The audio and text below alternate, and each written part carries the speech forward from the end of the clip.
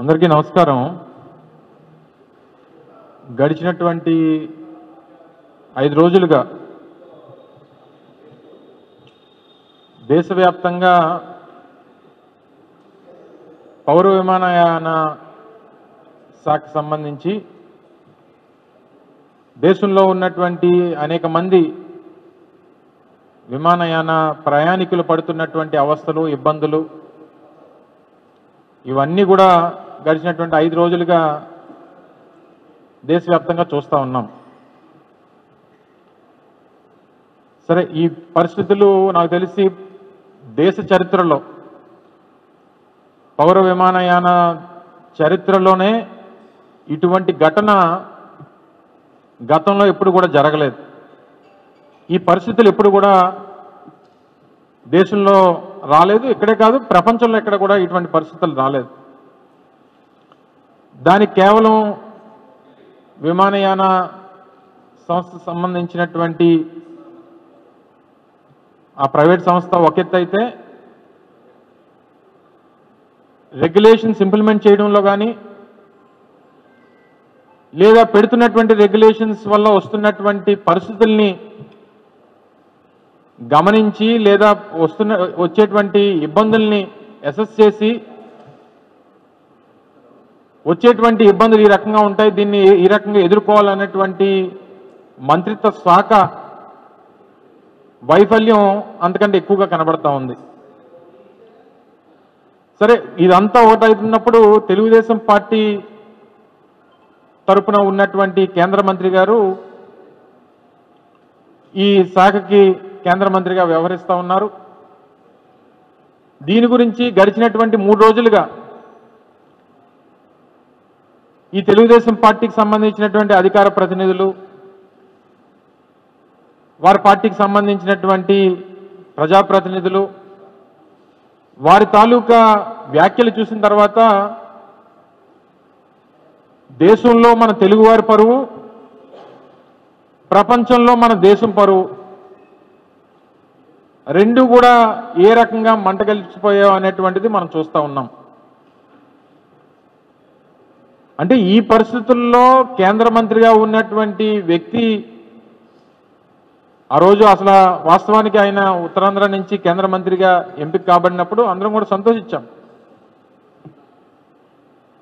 దేశంలో ఒక ప్రముఖమైనటువంటి పాత్ర ఈ ప్రాంతానికి వచ్చింది, మన ప్రాంతానికి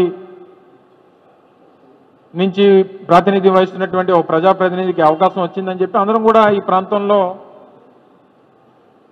సంతోషపడ్డాం. కానీ ఈరోజు పరిస్థితులు చూసిన తర్వాత గడిచినటువంటి 18 మాసాలుగా, ఈ మధ్యకాలంలో దాదాపు ఒక దశాబ్దంన్నర కాలంగా ఎప్పుడు చూడనటువంటి ఒక పెద్ద ఇన్సిడెంట్ మన జూన్ 12వ తారీఖున ఎయిర్ ఇండియా ఫ్లైట్ క్రాష్ చూసాం. దాదాపు 232 మంది ప్యాసింజర్స్, ఫ్లైట్ కూలిపోయినటువంటి ప్రాంతంలో చదువుతున్నటువంటి మెడికోస్ దాదాపు 30-35 మంది మెడికోస్. ఇది ఒక చాలా పెద్ద ప్రపంచ ఫ్లైట్ యాక్సిడెంట్స్లో ఇది ఒక పెద్ద ఘటన. అప్పటికే పెద్ద ఎత్తున వారి మీద విమర్శలు వచ్చినాయి. అటువంటి ఓ పెద్ద దుర్ఘటన జరిగినప్పుడు అక్కడ కూడా వెళ్ళి రీల్స్ చేసుకున్నారు అనేటువంటి ఒక అపవాదు మన మీద వచ్చింది. దేశవ్యాప్తంగా మన మంత్రి గారిని అనేక జాతీయ మీడియా ఛానల్స్ కానీ, అనేక మంది ప్రముఖులు కానీ విమర్శించినటువంటి పరిస్థితులు కూడా చూసాం. తీరా నిన్నటిని గడిచినటువంటి 4 రోజులుగా అసలు జాతీయ మీడియా ఛానల్స్ వారు మాట్లాడుతున్నటువంటి తీరు చూసిన తర్వాత అసలు ఆ పొజిషన్లో ఉన్నటువంటి వారు ఎవరన్నా సరే దేశ ప్రజలకి, ముఖ్యంగా ఈ విమానయాన దాంట్లో ఇబ్బందులు పడుతున్నటువంటి ప్రజలకి క్షమాపణ చెప్పాల్సినటువంటి బాధ్యత ఆ మంత్రిత్వ శాఖని ప్రాతినిధ్యం వహిస్తున్నటువంటి మంత్రి గారి మీద ఉంది. సరే, దాని వరకు వాళ్ళు వెళ్ళలేదు, దాని గురించి మాట్లాడట్లేదు. తీరా ఈ తెలుగుదేశం పార్టీ అధికార ప్రతినిధులైతే దీని మొత్తం వ్యవహారాన్ని మా లోకేష్ గారి దగ్గరుండి పర్యవేక్షిస్తున్నారని చెప్పి జాతీయ మీడియాలో వారు మాట్లాడతారు. అసలు లోకేష్ ఎవరు, లోకేష్కి ఆ మంత్రిత్వ శాఖకి సంబంధం ఏంటి? దేశంలో ఉన్నటువంటి రాష్ట్రాల్లో ఒక రాష్ట్రంలో సంబంధించి ఒక శాఖకి మంత్రి ఆయన.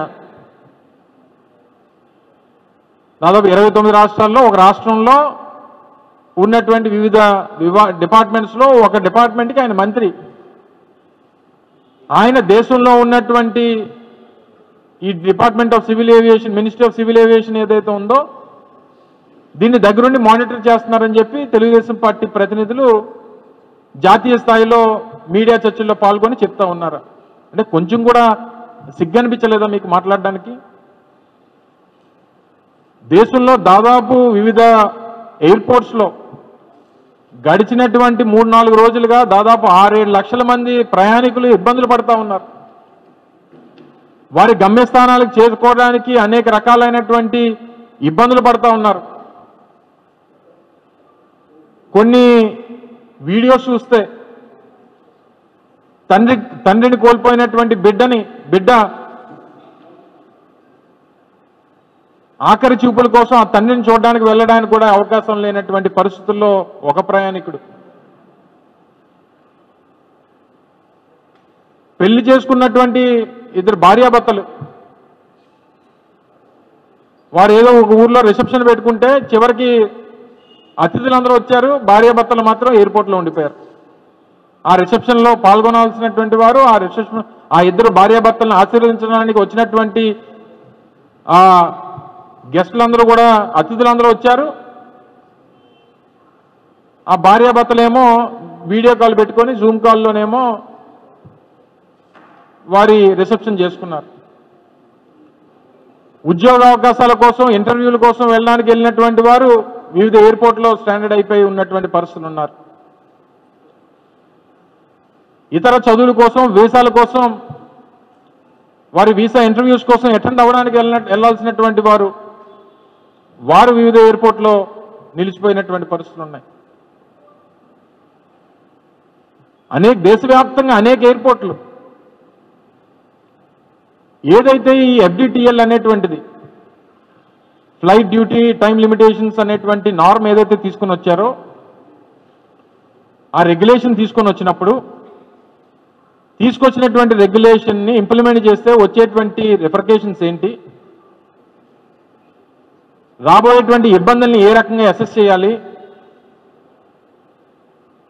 దానివల్ల వచ్చేటువంటి ప్రయాణికులకి వచ్చేటువంటి ఇబ్బందులు ఏంటి అనేటువంటిది అసెస్ చేయాల్సినటువంటి బాధ్యత డిపార్ట్మెంట్ది. ఈరోజు నాకు తెలిసి దేశంలో ఉన్నటువంటి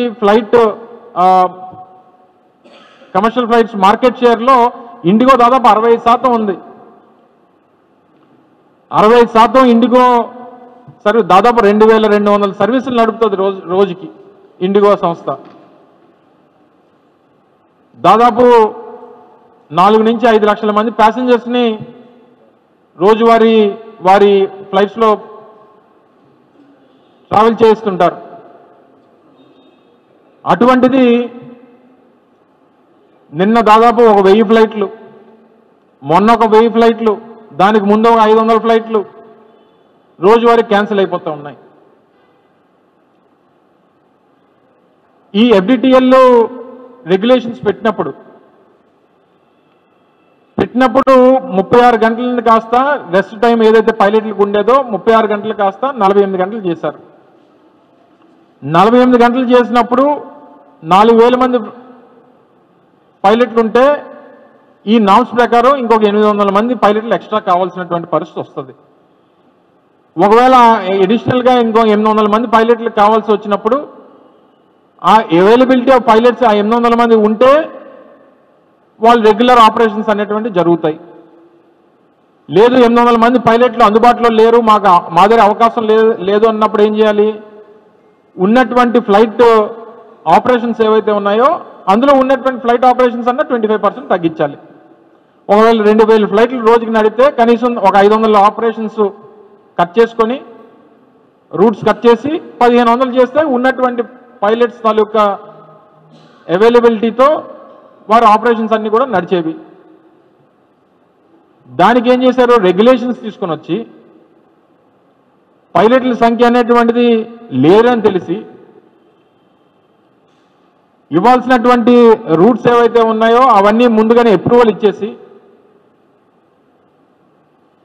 ఈరోజు మేము దగ్గరుండి మానిటర్ చేస్తున్నాం, వార్ రూములు పెట్టాం, కూర్చొని చూస్తున్నాం, చేస్తున్నాం అని అంటే ప్రజలు ఎంతమంది ఇబ్బంది పడతా ఉన్నారు దేశవ్యాప్తంగా? నాకు తెలిసి విశాఖపట్నంలోనే నిన్న 12 ఫ్లైట్లు క్యాన్సిల్ అయిపోయినాయి. ఈరోజు విశాఖపట్నం నుంచి హైదరాబాద్ వెళ్ళాలంటే ఫ్లైట్ టికెట్లు దాదాపు 26,000 నుంచి 30,000 రూపాయలు అమ్ముతా ఉన్నారు. వైజాగ్ నుంచి ఢిల్లీ వెళ్ళాలంటే 50,000 రూపాయలు చెప్తా ఉన్నారు ఒక పక్క వెళ్ళేటువంటి టికెట్. ఫ్లైట్ కాస్ట్ రెగ్యులేషన్ అనేటువంటిది లేదు. అది మంత్రి గారు ఏం చేస్తున్నట్టు నాకేం అర్థం అవ్వట్లేదు అసలు. కానీ నేను చూసేది ఏంటంటే మీరు కూడా మనం చూసేది ఏంటంటే వచ్చి పోయినప్పుడు విశాఖపట్నం, ఎందుకంటే పాపం వారు శ్రీకాకుళం వెళ్ళాలంటే వైజాగ్లో దిగి శ్రీకాకుళం వెళ్ళాలి. శ్రీకాకుళం వెళ్ళినప్పుడు వచ్చినప్పుడు ఆ మధ్యలో మేము నిర్మాణం మొదలుపెట్టినటువంటి ఆ భోగాపురం ఇంటర్నేషనల్ ఎయిర్పోర్ట్ దగ్గరికి వెళ్ళి నెత్తి మీద ఒక హెల్మెట్ పెట్టుకొని 4 రీల్స్ చేసుకొని వచ్చినప్పుడు ఒక 2 రీల్స్, వెళ్ళేటప్పుడు ఒక 2 రీల్స్. ఇంతకు మించి వారి దేశంలో విమానయాన మంత్రిగా, పౌర విమానయాన శాఖకు సంబంధించినటువంటి మంత్రిగా వారు సాధించింది ఏంటి?